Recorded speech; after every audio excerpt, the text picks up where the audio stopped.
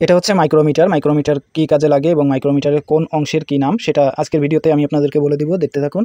তো এটা হচ্ছে দেখতে পাচ্ছেন যে এটাকে বলা হয় হচ্ছে সি ফ্রেম। এটার আকৃতি দেখেই বুঝতে পারছেন যে সি আকৃতির, যার কারণে এটাকে সি ফ্রেম বলা হয়।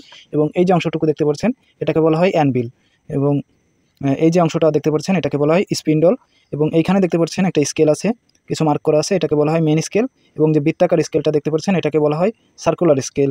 এবং একদম শেষে দেখতে পারবেন এই যে অংশটুকু আছে এটাকে বলা হয় র্যাচেট।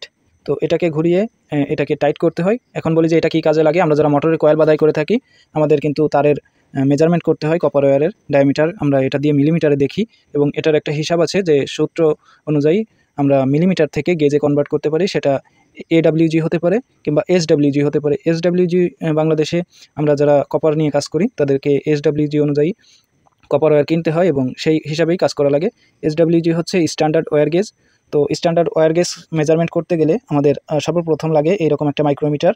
তো এটা দিয়ে মাইক্রোমিটার দিয়ে আমরা মিলিমিটারে কনভার্ট করি, সেখান থেকে আমরা গেজে কনভার্ট করে দেখি যে কত মিলিমিটারে কত গেজের তার।